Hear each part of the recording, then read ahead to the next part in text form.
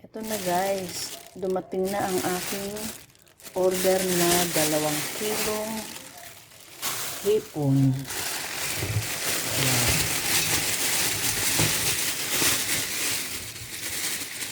O yan, o diba? Ang gaganda yan.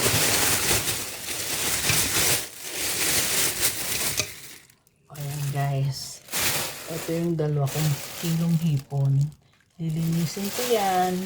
And then, iniisip ko nga kung ihahalbos ko ng lahat or itatago ko ng hilaw ang iba. Nag-aalala naman ako na baka hindi na naman agad tumigas. Aabutin ng pamumula ang ulo ng hipon. O bahala na mamaya. Tingnan ko kung anong kalagayan ng freezer namin. Okay. Papakita ko sa inyo kung paano ko siya lulutuin. See you later. Ito guys, so diba nakakatuwa ang lalaki lalaki na suwahe.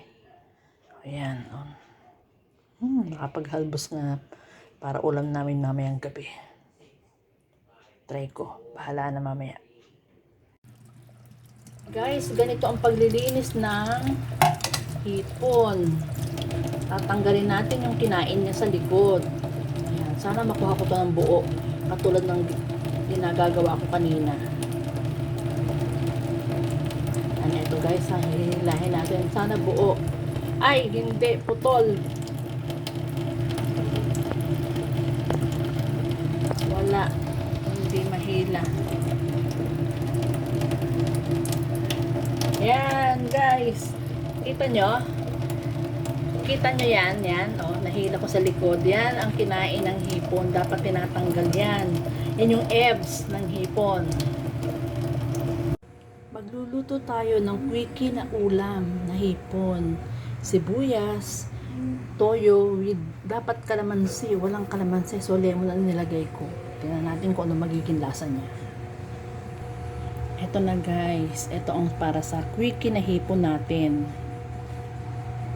At ito naman yung para sa paghahalwasan natin ng hipon. Yung dati kong giniluluto pag marami ang hipon. Lagyan natin ng paminta. Sira yung pang grind ko ng paminta kaya sa almilis ako nagpupukpok ngayon. Sunod natin ang siling pangsigang.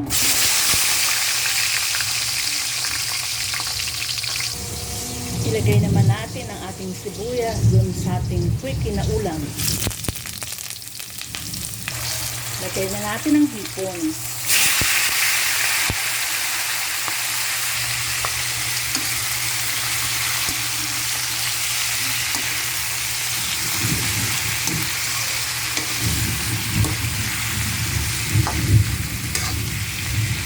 Kulog sa labas. Lagyan natin ng asin.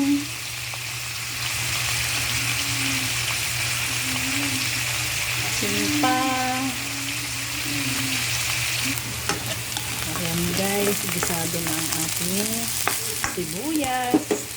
Lagay natin ang hipon.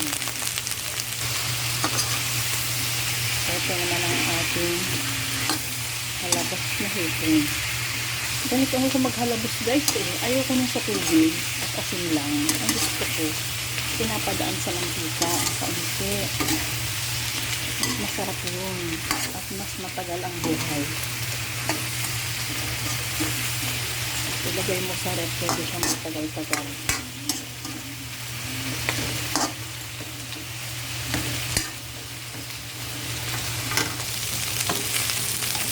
Ito naman ang quickie ulam natin na hipon.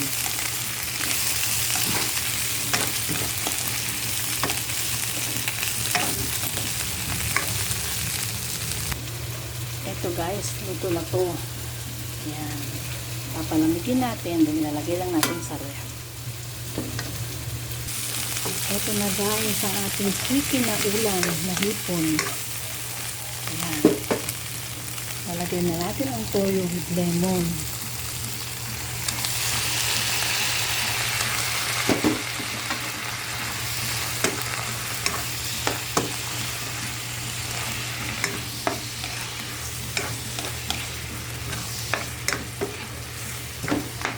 guys, luto na yan. Okay. O yan guys, kahit pa paano, nakadalawang luto ng hipon, and then yung kalahati tinago ko sa freezer. Sana lang huwag mamula ang ulo. Okay, bye! See you next time! Thank you for watching!